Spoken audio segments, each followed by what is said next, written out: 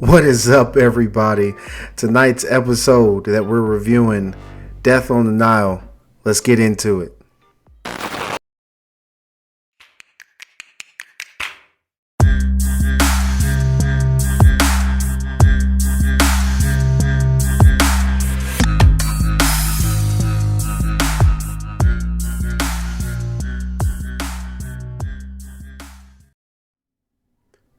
What's going on, fresh takers? Glad to be back. Glad that you are with me. I hope you guys enjoyed the last review that we had, which was Scream. Absolutely love that. So I'm ready to get into Death on the Nile, and I'm actually going to keep this one spoiler free. So for the sake of, since it's a who done it type of movie, gonna keep it spoiler free for you guys, so might be a little bit shorter than you used to, but I hope that you guys enjoy the review. So definitely want to jump in to the review. Want to start by saying that I didn't know going in that this was a sequel to Murder on the Orient Express. So well, they call it a soft sequel, so I don't know exactly how much of a sequel it was. But I have to go back and watch that because I enjoyed this one. So I'm kind of curious as to if Murder on the Orient Express was just as good or better. This one was different. Like, I looked at the Rotten Tomatoes reviews, and there was a lot good and a lot bad.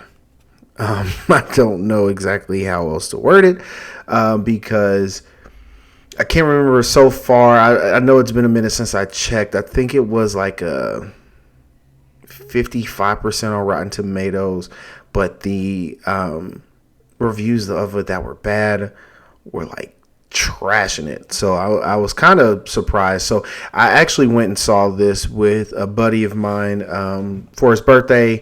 Just, you know, me and him were hanging out and just doing something nice for his birthday, and we both enjoyed it. We were into it the whole time. We weren't bored at all with the movie. I will say I do feel like when it comes to these type of movies, they call them the whodunits, and Scream is in that category to a small percentage, only because it's still technically horror. And it's not really like a whodunit where there's an investigation the whole movie, like Clue or Knives Out or Murder on the Orient Express or other movies like that. So it's like whodunits for some reason, I guess, because they can be predictable and they've been done so much.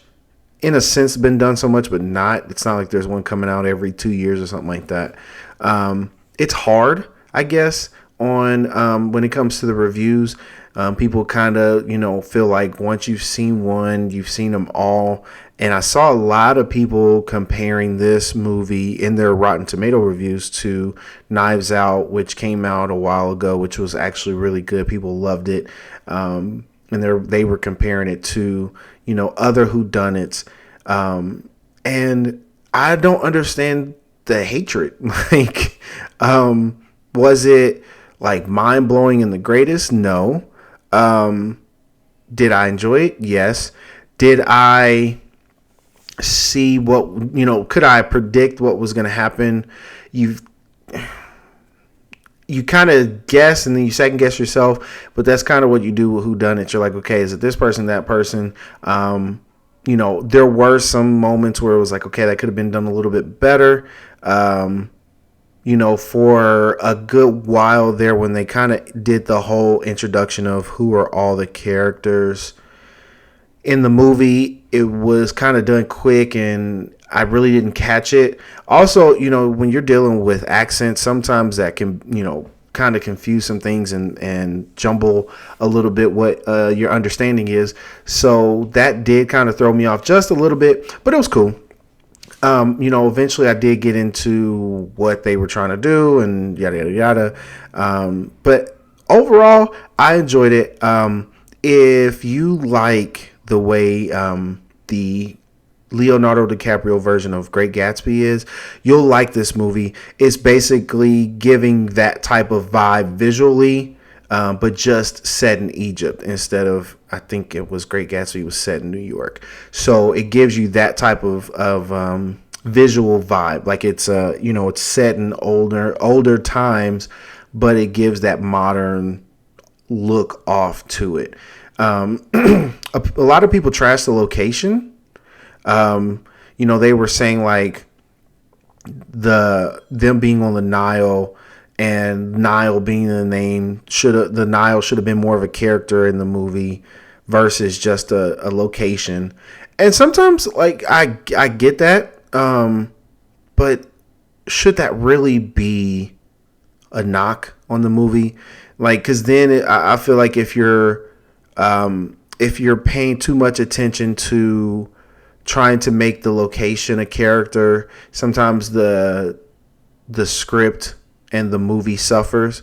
So I wouldn't necessarily, that's a huge knock for me. If people are able to pull it off, I think that's great, but that's not something where I knock people unless they say like the whole basis of this movie or this show or whatever is about the locations or whatever. Okay, then I can see where you're coming from. But just because they call it Death on the Nile does not mean that was where they were going with it. And I think a lot of people got caught up in the name of it. So I don't know. But I'm keeping it spoiler free. But I will say that I did like the diversity and the cast. It was a plethora of different type of people. I did like the cast in general. Even though the husband in the movie, Gal Gadot's husband that plays in the movie, he people were really shocked that he got this part because of, I guess, some things going on with his personal, which is, once I found out that's who that was, I was like, oh, yeah, I mean, okay. So, but I enjoyed everyone in the movie. There were moments where it was kind of like, okay, why is this person here? There's like one or two people you're like, okay, why are they here? Or yada, yada, yada. I love Gal Gadot. She can just, man, people I think get caught up with how beautiful she is, and she is beautiful, but I really enjoy her acting. Like when she is acting, I believe who she's playing. If she's playing Wonder Woman, I truly believe in that moment she's Wonder Woman. If she's playing her character from Fast and the Furious, I really believe that's who she was.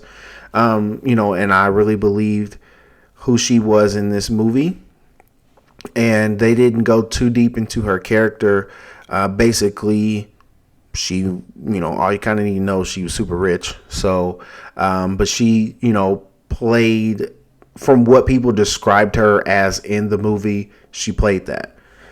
So I did enjoy Gal Gadot.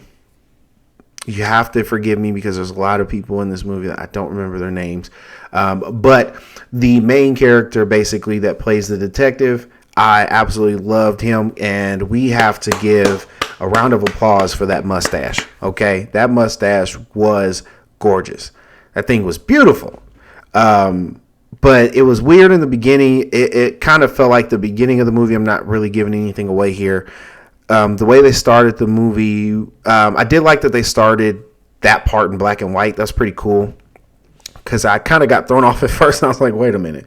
Why is this starting in black and white? I thought this was supposed to be on the Nile. I'm thinking like, just the movie, the whole thing takes place on the Nile. But it didn't. So the beginning of the movie starts with kind of like I guess if you want to call it like a backstory to how the main character, the detective, got his mustache. Like that's kind of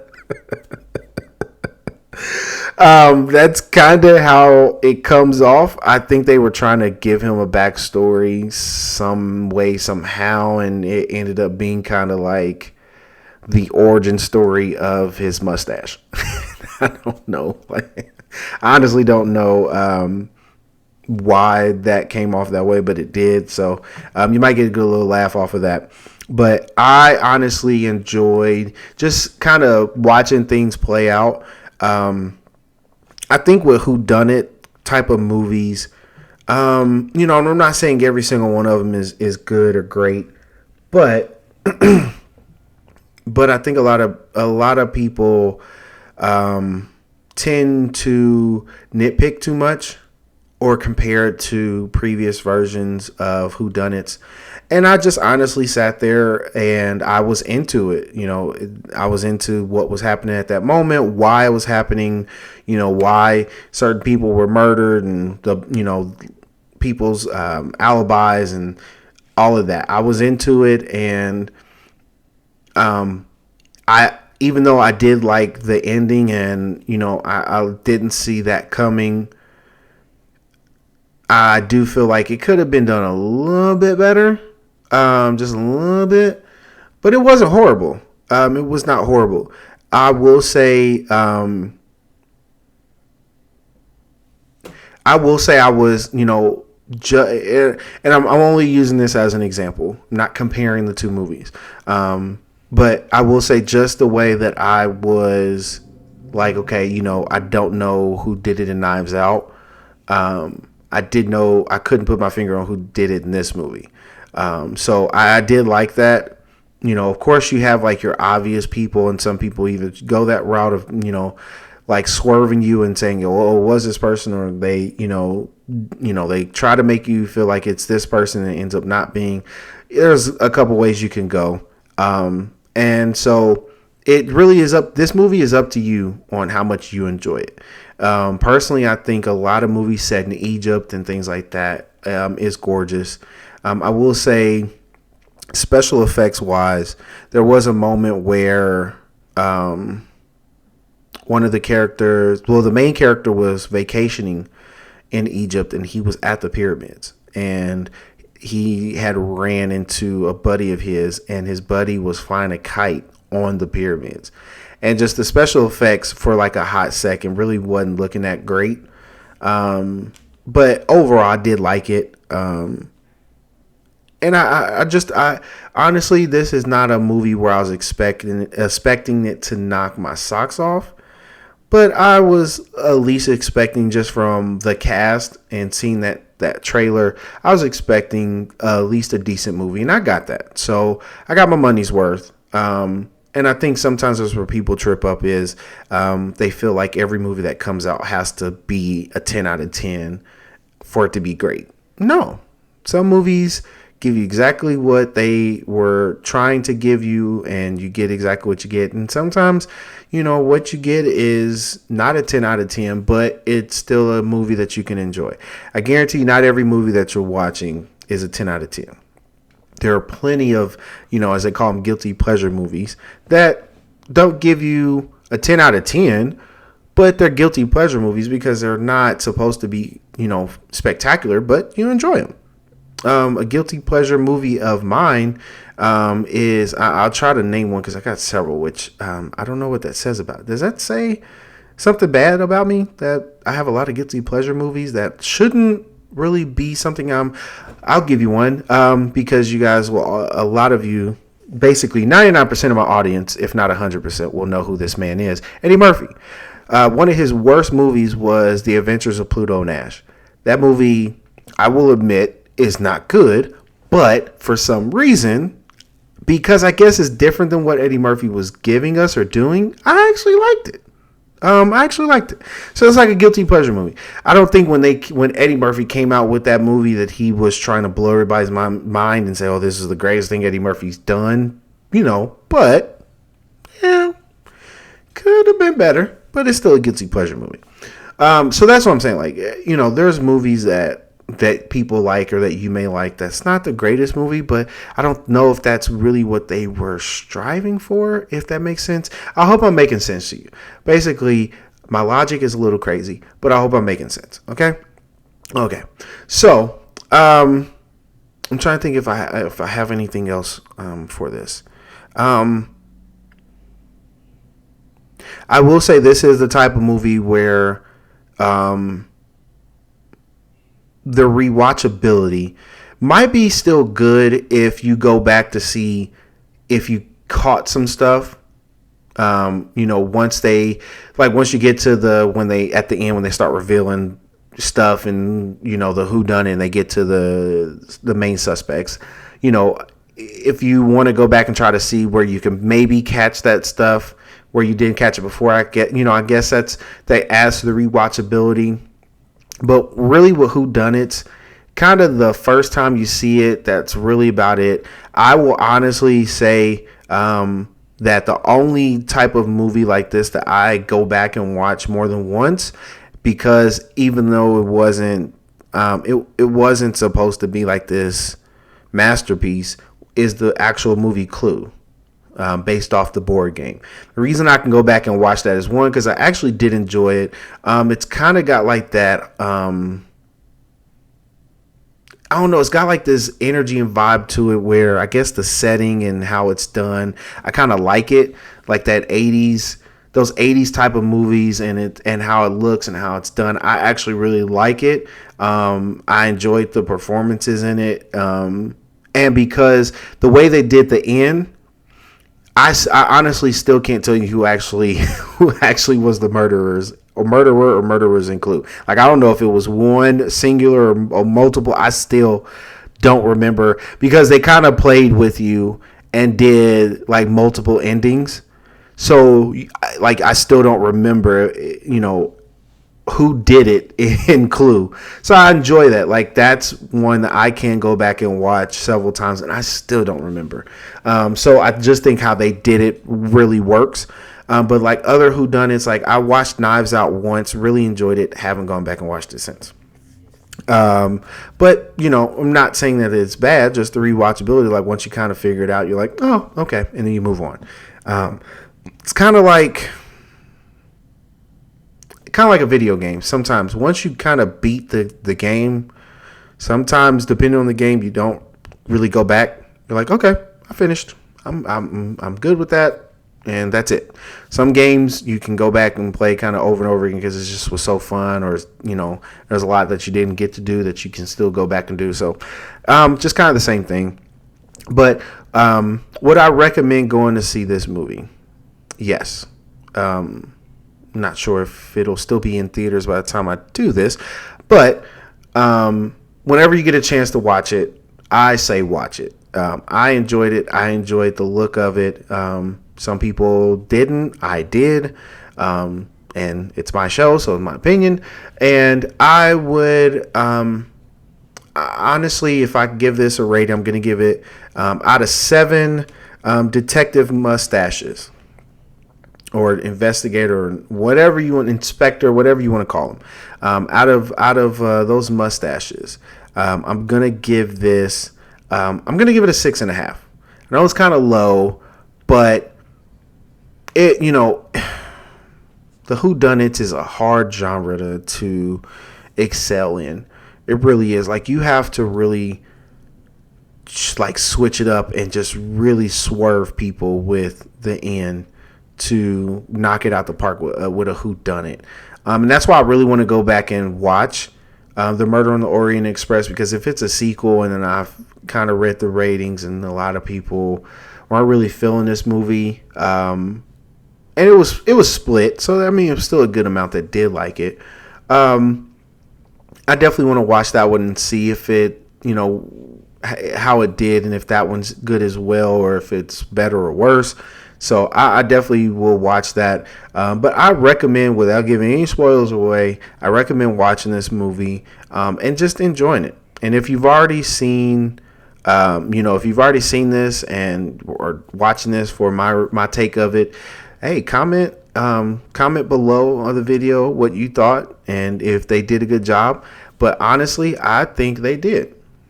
So I'm gonna, like I said, 6.5 mustaches out of 10, and I'm happy with that.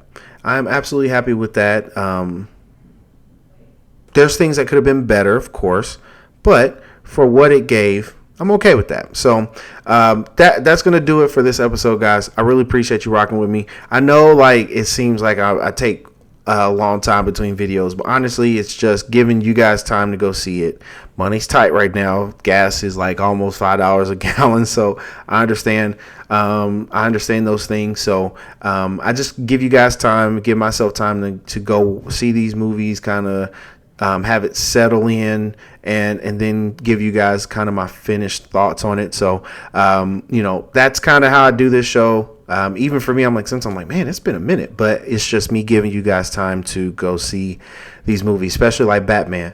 My plan is to go see Batman here soon. I wanted to go see this this past weekend, but just didn't have it in the cards to see it. So that is absolutely still my goal, is to go see that as soon as possible. But being that is a huge movie, and I do give spoilers, and I don't want to ruin it for anybody. I'm gonna wait and put that out, but it's gonna get reviewed because Batman is my favorite superhero of all time, and that won't change. So that is absolutely getting reviewed. But Fresh Takers, I appreciate you guys. I love you guys. Thank you so much for continuing to rock with me. And go watch my other reviews. If you haven't watched my other reviews, go watch my other reviews. Okay? Even our old Fresh Take reviews with my cousin, Kanash, go watch those. Those were really good episodes. I would appreciate the views, but go watch them for your entertainment and what we thought about those movies, and see if what you think of those movies line up with what we thought and what I think. So go watch those reviews and go enjoy your day. Tell somebody you love them, and we'll catch you again on the Fresh Take Cinema Show. See you guys.